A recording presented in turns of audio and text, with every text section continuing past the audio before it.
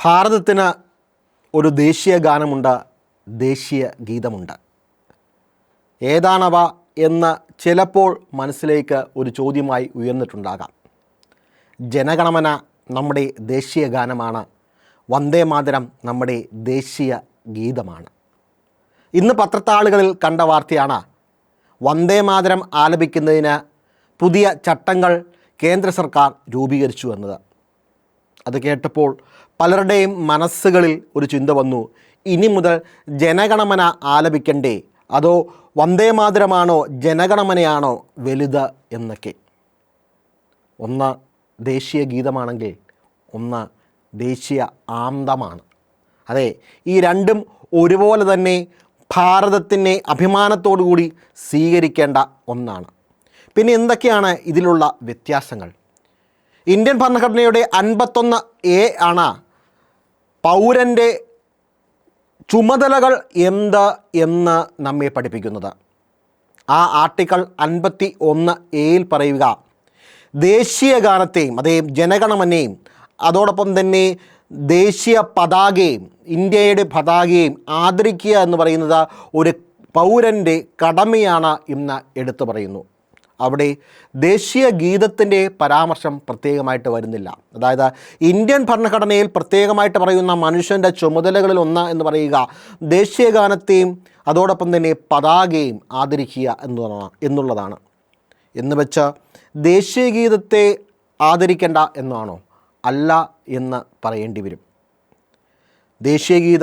ദേശീയ ഗാനത്തോടൊപ്പം കൃത്യമായിട്ട് അല്ലെങ്കിൽ അത്രയധികം വേദികളിൽ ഉപയോഗിക്കുന്നില്ല എന്നിരിക്കെ അത് ഉപയോഗിക്കുന്നതിന്, അതിൻ്റെ ഉപയോഗം വർദ്ധിച്ചു കൊണ്ടുവരുന്നതിന് ദേശീയ ഗീതത്തിൻ്റെ 150-ാം വാർഷികം, അത് ആദ്യമായി ആലപിച്ചതിൻ്റെ 150-ാം വാർഷികത്തോടനുബന്ധിച്ചാണ് സർക്കാർ ഈ ചട്ടങ്ങൾ കൊണ്ടുവന്നിരിക്കുക.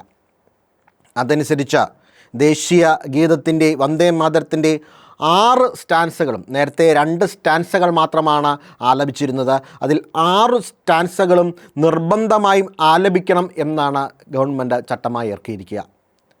ഇതിൻ്റെ ആലാപന സമയം 3 മിനിറ്റ് 10 സെക്കൻഡ് എന്ന് നിജപ്പെടുത്തിയിരിക്കുന്നു.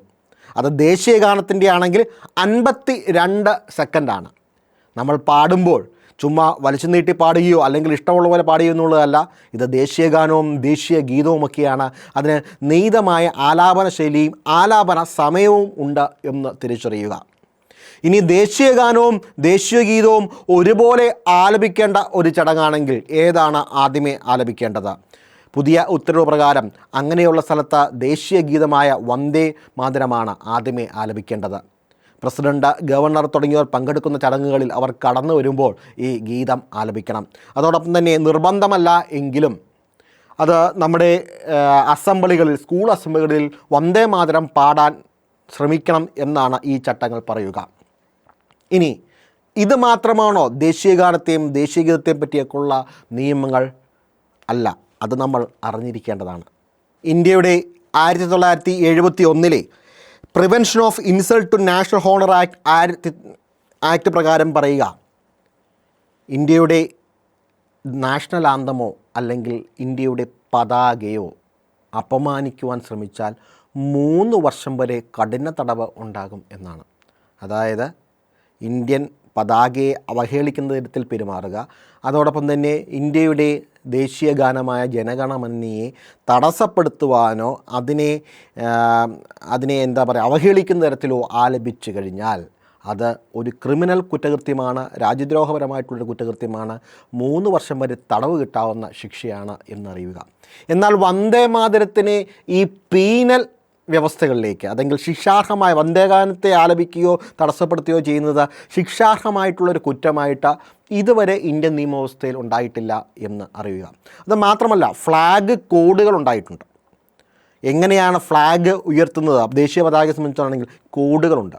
മുൻപ് രാവിലെ 6 മണിക്കും വൈകുന്നേരം സമയം 6 മണിക്ക് മുമ്പ് ഇടയ്ക്കുള്ള സമയങ്ങൾ മാത്രമാണ് പതാക ഉയർത്തുവാനായിട്ടുള്ള അവകാശം ഉണ്ടായിരുന്നെങ്കിൽ 2021 പുതിയ ഫ്ലാഗ് കോഡ് വന്നതോടുകൂടി ദിവസം മുഴുവൻ പതാക ഉയർത്തുവാനായിട്ടുള്ള അവകാശം പൗരന്മാർക്ക് ലഭിച്ചു. നേരത്തെ ഖാദിയിലുണ്ടാക്കിയ പതാകകൾ മാത്രമായിരുന്നു നമുക്ക് ഉയർത്തുവാൻ സാധിക്കുന്നത്. എന്നാൽ 2020 വന്നേക്കുന്ന ഫ്ലാഗ് കോഡ് പ്രകാരം പോളിസ്റ്ററിൽ നിർമ്മിച്ചിരിക്കുന്ന പതാകകളും നമുക്ക് ദേശീയ പതാകയായിട്ട് ഉപയോഗിക്കാം എന്ന് തീരുമാനിച്ചു. ഇനി മറ്റൊരു ചോദ്യം ഇന്ന് പത്രങ്ങൾ ഉയർന്നുകൊണ്ടു. നേരത്തെ വന്ദേ മാതരത്തിൻ്റെ ആദ്യത്തെ 2 സ്റ്റാൻസുകൾ മാത്രം പാട്ടുയർത്തിയിരുന്നത് മറ്റു സ്റ്റാൻസുകളിൽ ചില മതപരമായിട്ടുള്ള ബുദ്ധിമുട്ടുകൾ ചിലരൊക്കെ പ്രകടിപ്പിച്ചു കഴിഞ്ഞാൽ ഉള്ളതുകൊണ്ടാണ് ആ മറ്റു സ്റ്റാൻസുകൾ പാടാൻ നിർബന്ധിക്കാഞ്ഞത് എന്ന് പറഞ്ഞു. എന്താണ് നിയമപരമായിട്ട് ഒരു ഗാനം, ദേശീയ ഗാനം ആലപിക്കുന്നതിനോ വേണ്ടിയിട്ടുള്ള നിയമപരമായിട്ടുള്ള വ്യവസ്ഥ? അത് Bijoy Emmanuel versus state of Kerala എന്ന കേസിൽ വളരെ കൃത്യമായി പറഞ്ഞിട്ടുണ്ട്. ആ കേസിലെ കാര്യങ്ങൾ ഇങ്ങനെയായിരുന്നു.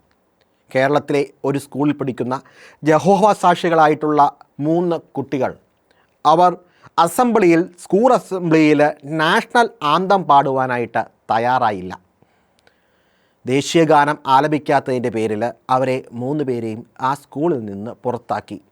അവർ പറഞ്ഞ കാരണം, ഞങ്ങളുടെ വിശ്വാസപരമായിട്ടുള്ള കാരണങ്ങൾ ദേശീയ ഗാനം ആലപിക്കുവാനായിട്ട് ഞങ്ങൾക്ക് പറ്റില്ല, പക്ഷേ ഞങ്ങൾ അറ്റൻഷനായിട്ട് നിൽക്കുന്നു എന്നുള്ളതായിരുന്നു. ഇവരുടെ ഈ പുറത്താക്കലിനെതിരെ അവർ കോടതിയെ സമീപിക്കുകയും സുപ്രീം കോടതിയിലുണ്ടായ വിധി ഇങ്ങനെയായിരുന്നു. ഒരു ദേശീയ ഗാനം എന്ന് പറയുന്നത് അടിച്ചേൽപ്പിക്കുവാനായിട്ട് ഒന്നല്ല. ഒരു ഗാനം ആലപിക്കാൻ എന്ന് പറഞ്ഞ പോലെ ആ ഗാനം ആലപിക്കാതിരിക്കുവാനായിട്ടുമുള്ള സ്വാതന്ത്ര്യം ഇന്ത്യൻ ഭരണഘടന നൽകുന്നുണ്ട്.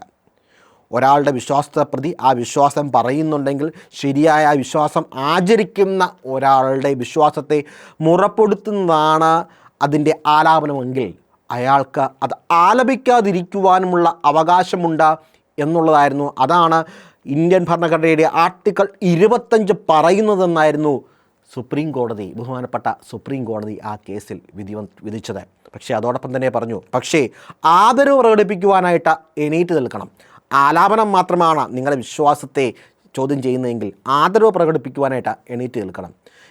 എത്ര ചിന്തോദ്ദീപകമായിട്ടുള്ള കൃത്യമായിട്ടാണ് ബഹുമാനപ്പെട്ട സുപ്രീം കോടതി നമ്മുടെ ദേശീയ ഗാനത്തോടും ദേശീയ ഗീതത്തോടുമൊക്കെ ആലാപന രീതി എങ്ങനെയാകണമെന്ന് പറഞ്ഞിരിക്കുക. നിങ്ങളുടെ വിശ്വാസത്തെ ഖനിക്കുമെങ്കിൽ നിങ്ങൾക്ക് മിണ്ടാതെ നിൽക്കുവാനായിട്ടുള്ള അവകാശമുണ്ട്. പക്ഷേ അത് ദേശീയ ഗാനത്തോടും ദേശീയ ഗീതത്തോടുമുള്ള അവമതിയാകരുത്. പിന്നെയോ അത് ആദരവോടുകൂടി നിങ്ങളുടെ വിശ്വാസത്തെ ഹനിക്കാതെ നിൽക്കുവാനായിട്ടുള്ള കടമയാണുള്ളത്. അതെ, നമ്മൾ ഓർക്കുക, ഒരു പൗരൻ എന്ന നിലയിൽ നമ്മുടെ കടമയാണ് ദേശീയ ഗാനത്തോടും ദേശീയ പതാകയോടുമൊക്കെയുള്ള ആദരവ്.